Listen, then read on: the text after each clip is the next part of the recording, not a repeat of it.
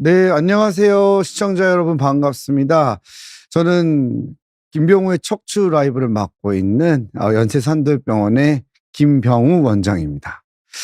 자, 협착증 치료가 환자마다 다른 이유, 이게 이제 오늘의 주제인데, 사실상 내용은 여러분들이 썸네일에서 봤던 것처럼 협착증과 관련된 내용들이에요. 지난번에 엉덩이 통증과 관련된 이야기를 조금 나누었었고, 이번에 구체적인 병명이 주어졌죠. 그러니까 협착증과 관련된 환자마다 치료가 다 각기 다르죠. 다들 다른 이야기하고 이런 것들이 환자들마다 헷갈려 하시는 경우도 있고, 환자 사례 중심으로 준비했으니까 여러분들께서 가볍게 들어주시면 좋을 것 같고요. 자, 이제 강의 시작하겠습니다.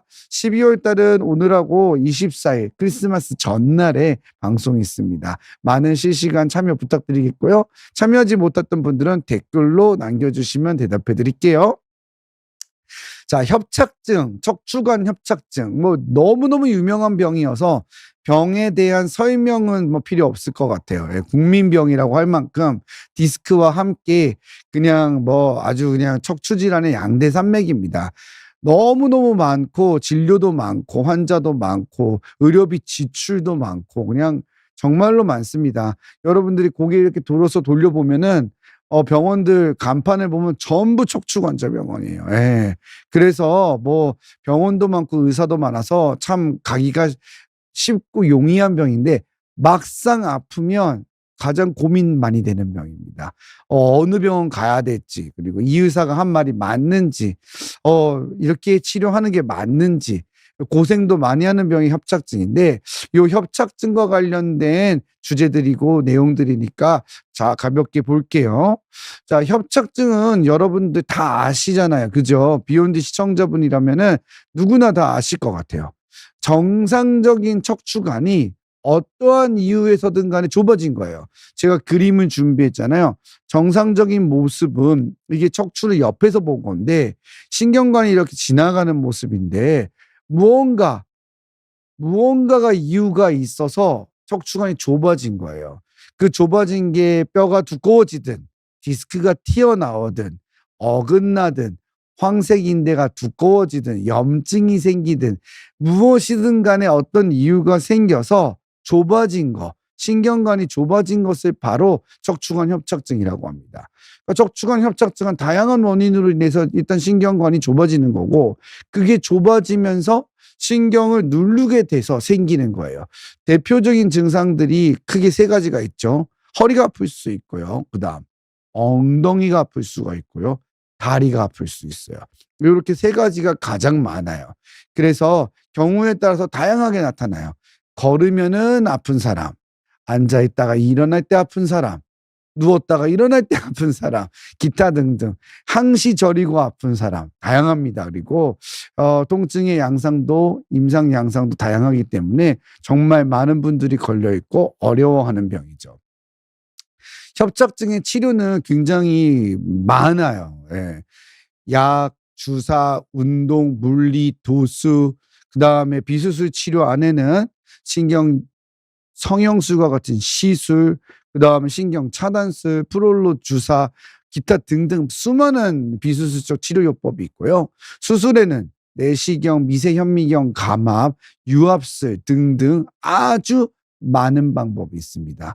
뭐 굉장히 많아서 치료에 대한 이야기만 해도 끝이 없는데, 오늘은 환자의 느낌에서 보았을 때 이런 치료들이 각기 다르고 내가 경험해 보았을 때 왜 이렇게 되지? 하는 것들을 조금 포인트를 잡아봤어요. 자, 우선 환자 입장에서 한번 사례를 보면서 이야기를 나누어 볼게요. 자, A씨. 자, 64세 여자 환자분이 병원을 오셨어요. 예, 이제 오실 때는 내가 협착증이라고 알고 오는 거는 아니죠. 예, 네. 내가 그냥 뭐 아파서 와요. 어디가 주로 아프겠어요? 아까 얘기한 세 군데가 제일 많아요. 허리, 그다음 엉덩이, 그다음 다리. 이렇게 해서 오는데, 이분도 허리, 엉덩이, 다리가 아파서 걷기가 좀 불편한 거예요. 그래서 병원을 찾아서 내원을 하시게 됐죠. 통증 자체는 뭐 이번에 일이 아주 뭐 긴 기간은 아닌데 걱정도 많아요. 여태까지는 한 번도 아프지는 않았는데 며칠 전부터 이 왼쪽이 좀 아픈가 봐요. 그러면서 통증이 심한 건 아닌데 걱정이 되고, 가족 중에 시아버님이 옛날에 허리 수술을 하고 엄청 고생하셨어요. 잘못되셔 가지고. 예, 그래서 재수술도 하고 아무튼 사연이 길어요. 그러니까 너무너무 걱정인 거야. 나도 이렇게 되는 거 아닌가? 큰일 난 거 아닌가? 자, 근데 이제 증상의 기간이 얼마 안 됐어요. 그리고 지금까지 아픈 적도 없었죠. 그러면 대체적으로 병원에서 어떤 검사를 하게 되죠? 우선은 의사 선생님들이 좀 만져봅니다. 다리도 들었다 놨다 하고 골반도 움직여 보고 그런 이학적 간단한 검사와 문진을 하고 엑스레이 검사를 나가게 되죠. 그래서 엑스레이 검사를 해서 요렇게 엑스레이를 여러 장 찍습니다. 예, 일어서서도 찍고 누워서도 찍고 허리 골반 이렇게 돌려가면서도 찍고 몇 장을 찍어요. 그래서 환자분이 엑스레이 상에서는 경증의 척추 퇴행성 변환만 있는 거예요. 이러한 경우에는 우리가 사실상 협착증이라고 진단을 하기는 좀 어려운데 여기서 되게 많은 선생님들께서 협착증이라고 설명을 많이 하세요. 엑스레이만 찍었잖아요. 그러면은 사실상 이게 진짜 협착증인지 아닌지는 알 수는 없는데 이제 그래도 나이대가 60대고 증상이 비슷하면 협착증이라고 생각을 많이 하시고, 협착증은 나이 들면 생길 수 있는 병이다라는 인식하에 또 국민적 공감대가 있기 때문에 그렇게 설명을 하시게 되죠.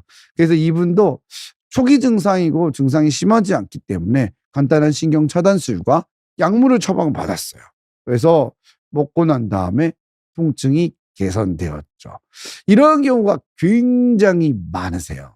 그렇다 보니까 이런 이제 A씨 같은 분들은 나는 협착증인데 주사 맞고 약 먹고 나았다라고 생각을 하는 거죠.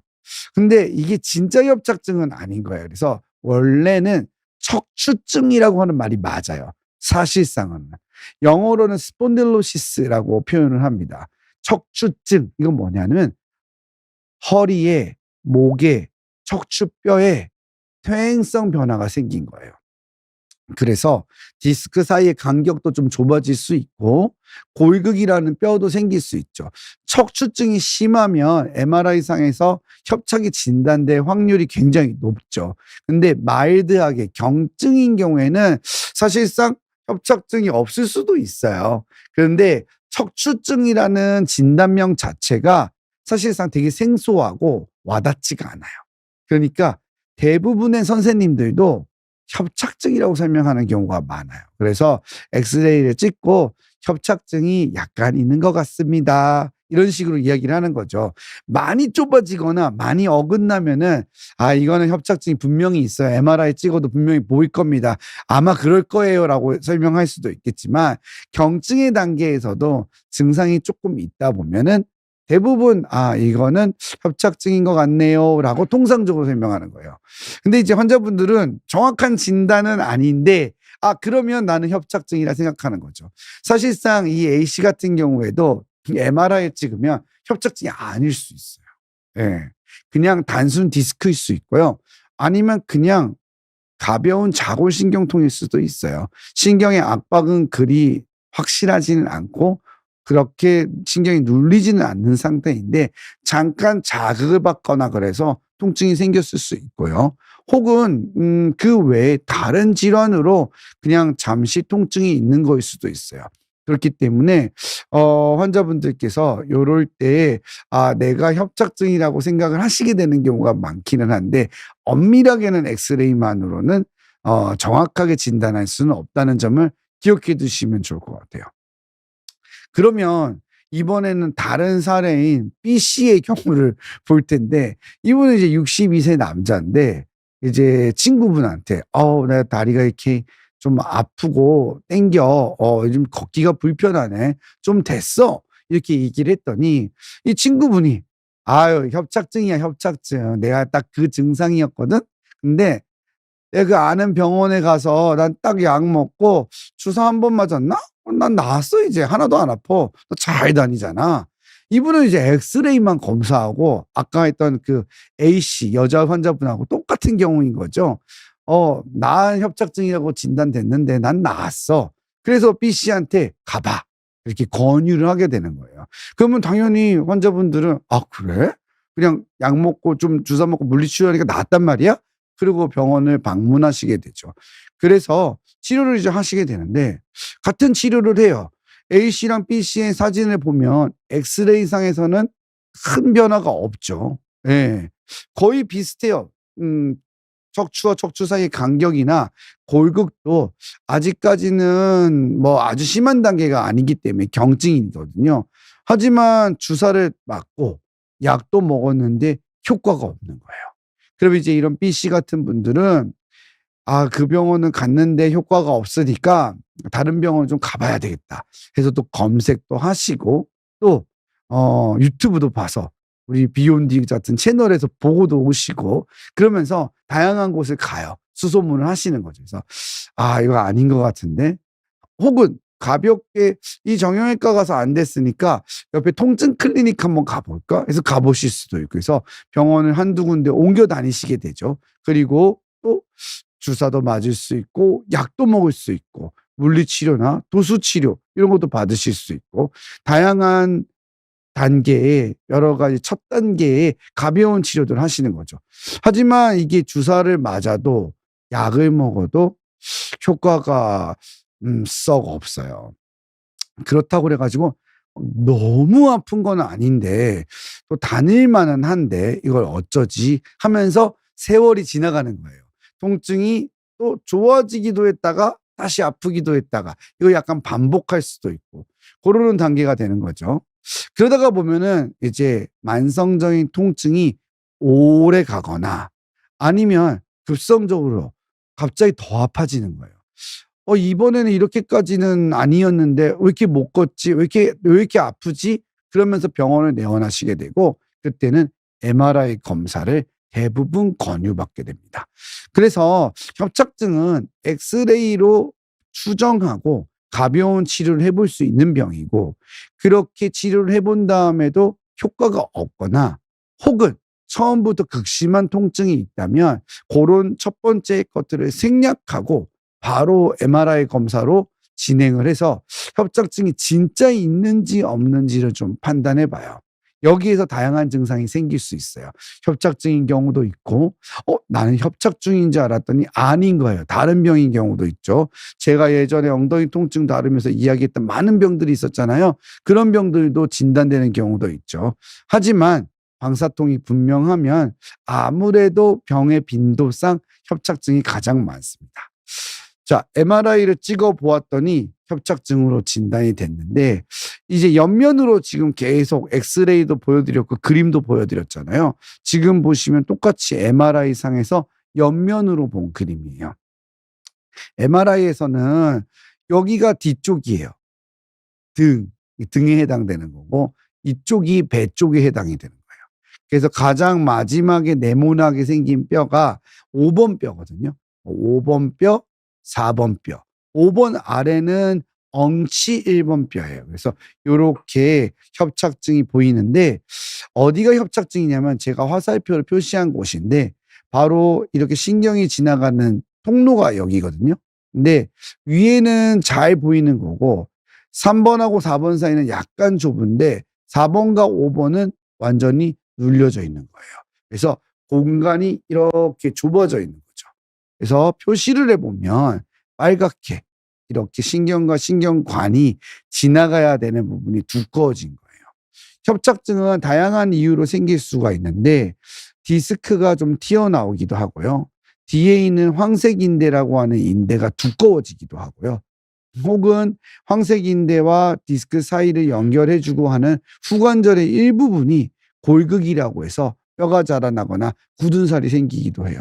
아무튼 이런 다양한 이유로 그 부분이 좁아진 거죠. 그러면 우리가 이걸 협착증이라고 진단할 수 있어요. 조금 더 확대해서 보면 4번과 5번 사이가 확실히 좁아져 있는 게 보이죠. 이런 데는 지금 멀쩡하잖아요. 그러니까 5번과 엉 7번은 전혀 눌리는 게 없고 4, 5번은 확실한 협착증. 3, 4번은 경증의 협착증이 좀 있는 것 같아요. 근데 4, 5번이 거의 주병변이라고 할 수 있죠. 그러니까 메인이 되는, 핵심이 되는 가장 많이 눌리는 곳이에요. 그래서 4번, 5번을 이렇게 협착증으로 진단하고 이 부분에 대한 치료가 필요할 거예요. 자, 그러면 이분이 주사랑 약을 먹었어요. 그죠? 먹는 약을 먹어서 효과가 있을 수도 있겠지만 약도 먹고 그랬는데 효과가 없고 주사를 맞아도 효과가 없었죠. 그러면 왜 주사가 효과가 없었을까요? 자, 협착증이 있는 곳이 이곳인데 이곳에 주사가 들어갔다면은 아무래도 효과가 있을 확률이 높을 거예요. 근데 다른 곳에 주사가 들어갔다면은 효과가 없겠죠. 예. 왜냐하면 생각해 보세요. 5번하고 엉치 2번은 눌리지도 않는데 여기에 약물이 들어갔다면 효과가 없을 거예요. 예. 4번하고 5번 눌려 있는 곳에 약물이 들어가야 되겠죠. 그리고 또 두 번째는 여기에다가 주사를 놓아 주었다 하더라도 너무 좁아져 있으면 약이 잘 안 들어가겠죠. 스며들지도 않고 그러면은 원하는 곳까지 약이 잘 퍼지지 않고 약의 효과가 나타나지 않게 되기 때문에 또 통증 개선이 없겠죠. 그러면 계속 아픈 거예요. 증상 개선이 없는 거고. 그래서 신경 차단술이나 주사 치료를 할 때에는 협착증의 부위에 들어가야지 효과가 있는데 만일 부위에 들어간다 하더라도 효과적으로 스며들어 가야지 효과를 또 보일 수 있어요. 그러니까 두 가지가 다 돼야 되는 거야. 정확하게 거기에 들어가고 또 원하는 만큼 주위로 약물이 스며들어야 돼요. 근데 협착증이 심하면 요렇게가 잘 안 되겠죠. 따라서 A분하고 B분은 전혀 다른 질병 상태인 거예요. 둘 다 엑스레이상에서는 비슷한 모양을 하고 있었잖아요. 솔직히 엑스레이로는 두 명이 비교가 해도 잘 구별이 안 돼요. A씨나 B씨나 다 경증의 척추증을 보이고 있는데 질병의 양상이 다르죠. MRI 찍어봤더니 A씨는 없는 거고 B씨는 나타나겠죠. 그래서 이렇게 병명은 같을 수도 있지만 치료는 또 달라질 수 있어요. 또 MRI에 찍어서 A씨도 협착증이 있어도 만일에 3, 4번처럼 경증이면 상대적으로 약물이 잘 들어가고 잘 퍼지고 또 먹는 약에도 효과가 있을 수 있기 때문에 같은 협착증이어도 정도에 따라서 잘 조절이 될 수 있기 때문에 A씨는 잘 조절이 될 수 있고요. B씨 같은 경우에는 협착증 자체가 좀 더 심하고 약도 잘 안 들어가고 퍼지지 않기 때문에 따라서 치료가 좀 어려워질 수밖에 없죠. 그래서 협착증이라고 하는 말 자체가 굉장히 넓은 의미로 쓰이기 때문에 이 사람 협착증으로 이렇게 치료됐으면 나도 낫겠지. 이 생각은 좀 버리셔야 돼요. 그래서 환자분들께서 우리 시청자분들도 요거를 꼭 메모리를 하고 계시는 게 좋아요. 기억에. 이 사람이 이렇게 해서 나았다고 나는 똑같이 협착증이니까 낫겠지. 이 생각을 안 하는 게 좋아요. 우리가 일반적인 것들은 그런 경우들이 많아요. A라는 병에 가벼운 병들은 그거 걸렸으니까 그 약 먹으면 나으니까 나도 그 병 걸렸을 때 그 약 먹으면 낫겠지. 그런 경우가 당연히 있죠. 당연히 있고 상당히 우리가 살면서 많이 겪는 일이잖아요. 하지만 협착증은 정말 국민질병이고 흔한 건 사실이지만 매우 다양해요. 환자마다. 그리고 앞서 얘기했던 대로 진짠지 아닌지도 모르는 수도 있고 경우의 수가 또 많아. 그렇기 때문에 환자분들께서는 꼭 치료가 달라질 수밖에 없고 다 다를 수밖에 없다는 사실을 기억하셔야 됩니다. 주사 치료는 환자분들이 저한테 되게 질문을 많이 하는 게 그거예요. 원장님, 주사는 매번 똑같은 데 들어갑니까? 이게 왜 그 얘기를 하느냐면은 다르다고 그러시는 거지. 나는 지난달에 맞았던 거랑 이번 달에 맞은 주사가 느낌이 좀 다르다. 이런 분도 계시고요. 이 선생님이 놨을 때랑 저 선생님이 놔줬을 때랑 좀 다르다. 이런 경우도 있고요. 주사 치료는 원칙적으로는 위치가 정해져 있어요. 신경 차단술의 경우에는 그렇고요. 프롤로 주사 같은 경우에는 의사의 주관성이 강해서 좀 달라질 수 있습니다. 하지만 대부분의 신경 차단술은 교과서적으로 위치를 정하고 있습니다. 하지만 제가 이 그림을 가지고 온 이유는 이게 효자손 그림이잖아요. 효자손 그림인데 이걸 왜 갖고 왔냐면은 주사 치료는 원하는 곳에 들어가 줘야 돼요. 그러니까 내가 이걸 가지고 등을 긁는단 말이에요. 등이 가려워서. 근데 내가 원하는 곳에 긁어주면 시원하지만 못 긁어줄 때도 우리 많잖아요. 잘 안 닿아서. 그래서 그 부분까지 딱 닿아줄 때 효과가 있는 거예요. 그래서 신경을 누르는 부위에 정확하게 들어가야지 효과가 있고 그게 매번 다를 수밖에 없다는 거예요. 이게 주사 치료의 한계이자 단점이에요. 하지만 초기 단계에 가장 많이 해볼 수 있는 효과적인 치료이다 보니까 굉장히 많이 사용하고 있는 건 사실이고 항상 저도 환자분들한테 주사 치료는 그래도 매번 다를 수는 있지만 초기 단계는 한번 해보는 것이 좋다. 협착증 환자한테 있어서는 그렇게 설명을 드리고 있습니다. 자, 그러면은 조금 다른 환자 사례를 한번 좀 보면서 어떻게 또 치료 방법이나 예후가 바뀌어질 수 있는지 한번 볼게요. 앞서 얘기 드렸던 분들은 조금 가벼운 단계의 분들이죠. 이번에 이제 72세 환자분들께서 오셨는데 김모 씨예요.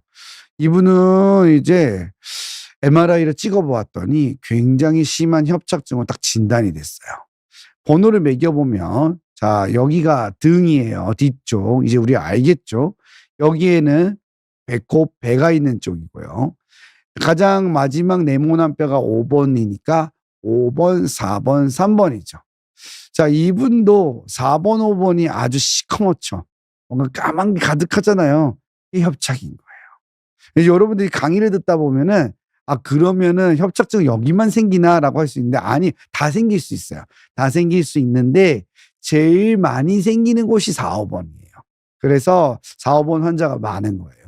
시커멓게 되어 있고 이분은 3, 4번도 상당히 좁아져 있죠. 그래서 이러한 경우에는 두 군데 협착이 있는 거예요. 3, 4번도 심하고 4, 5번도 심한 거예요. 그래서 두 군데가 협착이 상당히 있는 거죠. 이 정도면은 확실한 협착증이고 의미가 있는 협착증으로 볼 수밖에 없습니다. 그래서 협착증으로 진단되고 이제 치료를 해야 되겠죠. 자, 환자분하고 상의를 해봤어요. 70여 세 여자 환자분이신데 전에 얼마나 아팠어요? 아픈 적이 얼마나 됐죠? 다른 치료를 받아본 적이 있나요? 여쭤봤더니 사실 아픈 적은 거의 없으셨다고 그러는 거예요. 요 근래에 아픈 게 다고 지금까지 잘 지내왔다는 겁니다. 그래서 협착증 자체는 매우 좁아진 건 맞아요. 근데 병력상으로는 거의 처음 발병된 상태인 거예요. 그러니까 이 협착증이 그러면 환자분이 물어보시는 거예요. 나 이거 협착증 언제부터 생긴 거예요? 제가 말씀을 드리죠. 상당히 오래된 겁니다. 왜냐하면 천천히 진행된 병이기 때문에 디스크처럼 터지는 게 아니라서 아주 오랜 세월에 걸쳐서 좁아진 거예요. 근데 난 지금까지 한 번도 아픈 적이 없었는데 이번에 이렇게 아픈 거지. 이렇게 요새 저기 김장 담그고 김장철에 허리 많이 쓰시잖아요. 그러고 난 다음에 막 절여가지고 이렇게 아픈데 이거 나는 이거 어떡하지? 근데 그전에는 한 번도 안 아팠다고 계속 그렇게 말씀하시는 거죠. 그러면 사실상 MRI상에서는 사실상 수술을 고려해야 돼요. 수술을 고려해야 되는 건 맞는데 병력상으로는 얼마 안 된 거거든요. 그러면 바로 수술을 결정하지 않을 수 있어요. 왜냐하면 이게 얼마 안 된 증상이기 때문에 지금 뭐 요번에 가을에 김장 담근 거부터고 현재도 다닐만은 해요. 막 못 걸어 다닐 정도는 아니란 말이에요. 그렇기 때문에 이게 조금 이 불편한 건 약간 가시고 싶은 마음인 거죠. 그러면 비수술적 치료를 해봅시다라고 말씀을 드리게 된 거고 주사나 약물이 있고 또 비수술에는 시술 같은 치료들도 있으니까 한번 우리가 치료를 해 나가면서 고민을 해봅시다라고 설명을 드린 거예요. 그래서 치료는 환자분께서는 이미 무릎 관절염 때문에 약은 이미 먹고 있어요. 그래서 협착증 약이나 무릎약이나 소염제는 같거든요. 그렇기 때문에 약물요법은 이미 하고 있는 환자니까 발병 자체 이런 협착증 증상은 최초니까 비수술 치료를 하자고 한 거고 비수술 치료 중에서 치료가 굉장히 많겠죠. 신경 차단술도 있고요. 그다음에 시술도 있고요. 고민이 많이 되는데 순서대로 단계별로 가자고 말씀을 드린 거예요. 그래서 신경 차단술도 받았고요. 그다음에 약도 먹고 꾸준하게 그다음에 시술까지도 하셨어요. 그래서 이분은 신경 성형술도 끝내는 하셨고 주사도 같이 이 시술 전후로 진행을 하셔서 3개월 정도를 했어요. 그래서 신경 성형술을 포함해서 주사 치료까지 서너 번 정도를 같이 진행을 하게 됐는데 환자분께서는 요렇게 치료하고 굉장히 많이 개선이 되셨어요. 그래서 저리는 것도 없고 걷는 것도 훨씬 좋아지고 그러니까 이제 아프지 않다. 적극적인 비수술 치료를 한 거죠. 그리고 3년 6개월가량 시술 이후에는 통증이 없었고 한 번 정도 증상 재발이 있었는데 그때는 주사만 맞고 바로 가라앉았어요. 그래서 5년이 지난 이상도 현재 아주 잘 지내고 계셔요. 근데 이런 김모 씨 같은 환자분들 때문에 사실 저희가 많이 힘들어요. 많이 힘들고 또 의사들도 헷갈려 하는 거예요. 자, 그 얘기를 좀 해드릴 텐데 이게 여러분 지금 이 얘기를 들으면 그러면 주사랑 그 신경성형술이랑 뭐 풍선 시술하면 낫는 거네 이렇게 생각이 들어요. 절대 아니에요. 그걸 여러분들이 기억을 해야 돼요. 모든 환자가 이런 신경성형술, 풍선 확장술, 뭐 레이저 시술, 기타 등의 비수술적 시술이나 신경차단술, 프롤로 주사 등의 주사요법에 효과가 절대 있는 게 아니에요. 모든 환자가. 일부 환자가 있을 수 있어요. 그래서 제가 항상 설명드릴 때는 뭐라고 얘기하냐. 협착증이 심할수록 확률적으로는 낮아져요. 근데 이 확률이 뭐 예를 들어서 100명 중에 99명은 안 낫고 1명만 효과가 이런 건 아니야. 그래서 그냥 러프하게 한 10명 중에 6, 7은 좀 효과가 있어요. 예. 어떠한 경우에는 뭐 절반일 때도 있고 느낌상으로는 그래요. 이게 참 이게 여러 논문이 있어서 조사된 것마다 관점이 좀 달라요. 그래서 포커스를 이쪽으로 많이 맞춘 논문은 수술하면 절대 안 된다라고 결론을 내려요. 그러니까 이런 진료를 많이 하시는 선생님들은 방송이든 나오셔서 협착증 그거 절대 수술하면 안 된다. 할 필요가 없는 거다. 이렇게 얘기를 하는 거예요. 근데 절대 그렇지 않아요. 시술로 다 낫고 주사로 다 낫고 할 거면은 누가 수술을 합니까? 그냥 그거 다 하면 되죠. 근데 절대 그렇지가 않아요. 그래서 이거 여러분들이 잘 기억해 두셔야 되고 요렇게 김모 씨처럼 비수술적 치료에 반응이 좋은 얘가 환자랑 의사를 혼란에 빠뜨리는 거고 또 편향적인 치료를 하는 선생님들도 생기게 되는 거예요. 나는 이거 하는 게 훨씬 낫더라. 근데 제가 늘 말씀드리지만 꼭 그런 것이 절대 아니라는 거예요. 신경성형술은 단적으로 설명드리면 제가 그렇게 얘기해요. 제가 그림으로 뭐 갖고 나왔죠? 사다리 소방차를 가지고 나왔잖아요. 주사요법의 연장선상에 있는 거예요. 그러니까 신경주사는 바늘로 되어져 있는 거잖아요. 신경차단술을 할 때는. 그러니까 척추라는 건 뼈라고 하는 구조물 안에 있기 때문에 이 주사를 내가 원하는 곳에 원하는 만큼 넣어주기가 좀 힘들어요. 그리고 주사는 깊이도 한계가 있어요. 바늘이기 때문에 무작정 막 찔러 넣을 수도 없어요. 그래서 이 신경성형술이나 풍선시술 같은 카테터 시술은 관을 사용하기 때문에 의사가 원하는 곳에 원하는 만큼 약물을 넣어줄 수 있어요. 그러니까 마치 우리가 건물이 있다고 칠게요. 그러면 10층짜리 건물에 7, 8층에 불이 났는데 우리가 지상에서 아무리 물을 뿌려도 7, 8층에 물이 안 닿겠죠. 불이 안 꺼지겠죠. 흔히 우리가 염증을 불에 비유를 하니까. 그러니까 이거 빨리 불을 꺼줘야 돼. 염증을 꺼줘야 되는데 사다리 차로 타고 올라가는 거예요. 그래서 그 불이 난 곳에다가 집중적으로 포화를 하는 거죠. 물을 뿌려서 닿게 해주는 거예요. 그게 신경성형술이에요. 그래서 이런 경막의 신경차단술과 치료 원리는 같은 비수술이고 협착증 자체의 구조적인 개선은 없어요. 좀 어렵게 얘기했는데 좁아진 게 넓어지지는 않는다는 거예요. 절대 넓어지지 않아요. 그렇기 때문에 비수술적 치료는 구조를 넓히는 것이 아니라 염증을 좀 줄여줘서 환자의 통증의 원인이 염증이 주일 때 이러한 치료를 해주는 거예요.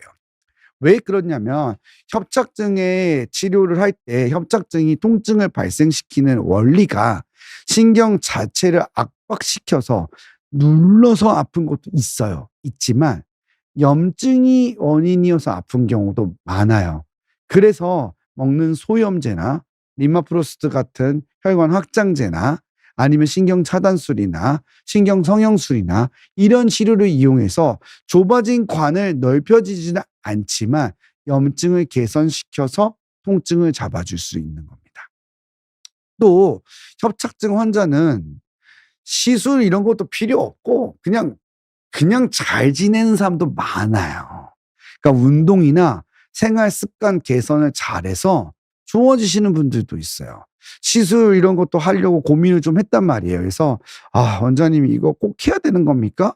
아니요. 꼭 하실 필요는 없어요. 예, 고민해 보시고 약도 먹고 좀 지내 봅시다. 2달 뒤에 만났는데 좀 어때 했더니 원장님 나 너무 좋아. 요즘은 하나도 안 저려. 이러시는 거죠. 그럴 수가 있어요. 근데 여기서 중요한 게 뭐다? 10명이면 10명이 그렇다. 그게 절대 아니에요. 일부의 환자가 그런 거예요. 일부의 환자가. 근데 이 사람들이 돌아다니면서 이제 헷갈리게 만들어.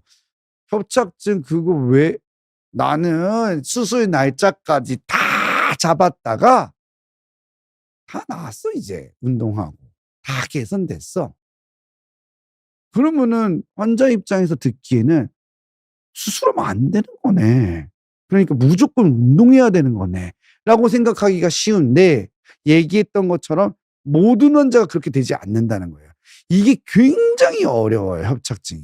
상황에 따라서 달라지고. 그래서 그 미묘한 차이를 의사가 잘 캐치해줘서 가이드라인을 주는 것이 굉장히 중요합니다. 자, 그러면은 이 협착증은 치료 기준이라는 게 있을까요? 우리가 고혈압이라는 거는 혈압 재고 149 너무 높게 나왔네요. 혈당을 딱 쟀어요. 300 너무 높아요. 큰일 났어요라고도 얘기하죠. 그리고 우리 의학 드라마 보면 어때요? 막 응급상 상황에서 막 환자의 바이탈이 흔들리고 그러면 세츄레이션 몇입니다. 어떻게 할까요? 막 얘기하잖아요. 그 기준치들이 있잖아요. 막 뭔가 수치로 뭔가 어떠한 걸로. 그리고 이야기를 하잖아요. 여기서 딱 보았을 때 자, 암 같은 경우에도 그렇죠.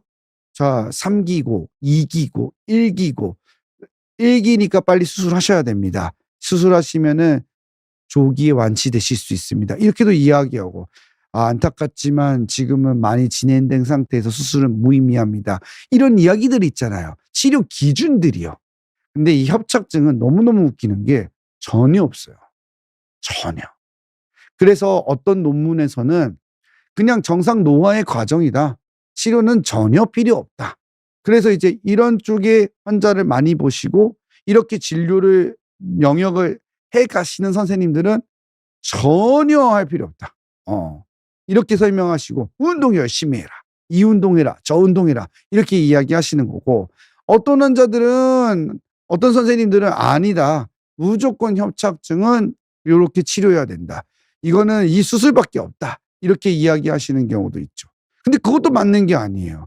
왜냐하면은 개인적인 차이가 있기 때문에 수술을 하지 않고 증상 개선이 된다면 수술을 안 하는 것이 당연히 좋죠. 시술도 마찬가지고요. 약도 마찬가지고요. 그래서 이 개인의 차이가 굉장히 강하고 큰 병이기 때문에 여러분들이 이 부분을 꼭 잘 기억해 두셔야 됩니다. 자, 다음 사례는 이제 점점 심해지니까 아무래도 수술 사례겠죠. 네. 박모 씨 이야기입니다. 71세 남자 환자분이세요.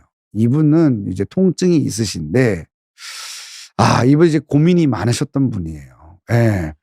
박모 씨는 어떠한 상태냐면은 통증이 상당히 오래되었고, 주사도 여러 번 하셨어요. 점점 치료 기간이 짧아지는 거죠. 그래서 한 주사도 한 서너 번 했는데 효과가 없고 이런 운동을 하라고 해서 막 걸었어요. 황토끼도 열심히 걸으셨어요. 맨발로 정말 막 눈물을 흘리면서 걸으셨대요. 근데 이게 계속 아파요. 지난 여름엔 조금 나아진 것 같았어요. 그래서 나을 수 있을 것 같다는 생각이 들었는데 또다시 아파요. 이걸 어떻게 해야 되나. 호전과 반복이 계속되죠. 이렇게 치료에 반응이 없는 협착증 같은 경우에는 절대적으로 내가 막 진짜 안진뱅이가 될 것 같아. 막 울 것 같아. 이게 아니더라도 이 지긋지긋한 이거 어떻게 해야 되나. 이거 계속 불편해서 이렇게 살 수가 있나. 그러면은 수술적 치료를 결정해야 돼요. 그래서 이 박모 씨 같은 경우에도 3-4 번이 4-5 번이 아까 전에 환자랑 똑같아 보이잖아요. 다른 영상임에도 불구하고 딱 좁아져 있는 게 보이죠. 그래서 이 협착증을 내시경적으로 감압술을 해준 거예요. 협착증의 치료 기준은 환자의 증상이에요. 그래서 환자가 얼마만큼 증상이 심한가, 얼마 안 됐지만 너무 아픈가, 아니면은 기간이 오래되었나. 계속 호전되었다가 좋아졌다가 나빠졌다, 좋아졌다, 나빠졌다. 이거의 연속인가. 혹은 몇 가지 치료들을 하고 시술도 해봤고 5년 전에 시술하고 중간중간에 주사 몇 번 맞고 또 아프고 이러면 아무래도 또다시 비수술로 치료했을 때 실패할 확률이 높기 때문에 환자의 증상을 여러 각도에서 계산해서 환자분과 잘 조율을 해서 수술적인 결정을 해야 됩니다. 그래서 박모 씨는 증상도 심하고 오래됐으니 수술을 한번 해보자라고 생각이 들어서 내시경을 이용해서 감압술을 해줬어요. 그러니까 여기 넓어졌죠. 네, 그래서 단위공 내시경으로 아까 전에 좁아졌던 부위가 확실히 이렇게 넓어진 게 보이죠. 그러니까 신경 통로가 넓어지면서 개선이 되었습니다. 내시경을 이용해서 효과적인 감압술을 하는 거는 협착증 치료에 있어서는 가장 확실한 방법이라고 할 수 있어요. 하지만 그래도 이 치료를 할 때는 의사의 숙련도나 경험치에 따라서도 차이가 좀 날 수 있기 때문에 여러분들하고 환자분이 선택을 하실 때 여러분들이 나의 증상을 제일 잘 이해해 주는 그런 내 증상을 가지고 결정을 하는 것이 협착증 치료에서는 가장 중요한 거니까 그 부분을 꼭 기억해 두시고 진료를 보시면 도움이 될 거예요. 마지막으로 흔히들 제가 늘 얘기하지만 많이 물어보시는 건데 내시경이 수술이냐 시술이냐 여기 굉장히 많이 물어보시거든요. 많은 선생님들이 시술이라고 설명을 많이 하시는 것 같아요. 예, 그냥 가벼운 치료라서 시술이다라고 얘기하는데 제가 항상 그 설명을 할 때마다 외래 진료실에서 꼭 얘기하는 건데 늘 얘기해서 방송에서도 한 번 더 얘기하는 겁니다. 내시경은 우리가 배 수술을 할 때, 복강 수술을 할 때 있잖아요. 개복을 하는, 절개를 크게 해서 하는 수술이 있고요. 복강경으로 해서 하는 수술이 있고요. 구멍을 한 개만 뚫어서 하는 수술이 있잖아요. 이거랑 같은 개념이에요. 그러니까 내시경으로 신경 접착증 수술을 했다, 시술을 했다는 거는 우리가 크게 째서 뼈를 깎아내고 제거해 주는 수술과 거의 같다라고 보시면 됩니다. 근데 이거를 개복을 안 한 거예요. 절개를 최소한으로 해서 구멍을 몇 개만 뚫은 거예요. 그러니까 기존의 복강경 같은 경우에 구멍을 보통 서너 개 뚫거든요. 그거랑 똑같이 뭐 양방향 내시경은 구멍을 2개 이상을 뚫어서 하는 거예요. 단일공을 우리가 로보트 복강경 수술을 할 때도 배꼽으로만 할 수 있거든요. 그러면 구멍이 딱 한 개 나요, 배꼽으로. 다른 데는 아예 안 나죠. 단일공 내시경은 척추에 구멍 딱 하나만 뚫는 거예요. 그렇게 해서 수술을 하는 거예요. 그래서 요거는 수술의 범위가 내용이 요건 다 같은 거예요. 그래서 여러분들이 이해를 하실 때 최소 침습으로 진행하는 수술로 이해를 하시는 게 좋아요. 근데 선생님들도 선생님이지만 아무래도 환자분들한테 시술같이 간단한 겁니다라고 설명을 하기 때문에 당연한 거지만 환자분들도 이걸 시술로 많이 이야기를 하세요. 왜냐하면 절개창이 작고 구멍만 뚫어서 하다 보니까 어르신들께서도 다음에 자네 왜 이렇게 예전에는 다리 아프더니 요새 좋아졌는데 뭐 치료받았어? 시술했잖아, 시술. 내시경 시술이라고 이해하시는 경우가 많기는 해요. 하지만 그래도 가장 옳은 내용은 뭐다? 최소 침습적으로 진행하는 수술이다. 그렇게 이해해 주시는 게 좋겠습니다. 자, 협착증은 대중적인 인지도가 높은 병이죠. 그래서 퇴행성 척추 질환을 그냥 일컫는 경우가 많아요. 그래서 이 사람도 협착, 저 사람도 협착, 병의 범위가 넓어요. 그러니까 경증부터 중증까지 다양합니다. 그래서 병변에 맞게 치료해야 되고 개인의 증상 차이가 굉장히 강해요. 중증 협착증인데도 막 잘 걸어 다니시고 막 일상생활 전혀 문제 없고 이 병원 저 병원에서 다 수술해야 된다고 그랬는데 그냥 주사 맞고 신경 성형술하고 좋아지는 사람도 있고요. 그렇기 때문에 이게 굉장히 이 폭이 커요. 하지만 그래도 협착증이 심해지고 증상이 심해지고 기간이 길어지고 하면 아무래도 수술적 치료에 수렴되는 경향이 많아요. 그래서 그거를 여러분들이 좀 이해해 주시면 되고 그 타이밍을 잘 잡아서 수술적 치료를 결정하는 것이 좋을 것 같아요. 다음 시간에는 아까 말씀하신 디스크 내장증도 한번 준비를 해야 될 텐데 협착증 관련된 것들을 많이들 문의를 하시고 똑같은 내용인데도 어려워하시고 또 고민이 많으셔 가지고 제가 다음에도 한 달에 한 번 정도는 협착증 된 이야기를 조금씩 더 준비해 볼 테니까 여러분들께서도 궁금하신 내용이 있으면 항상 댓글로 남겨 주세요.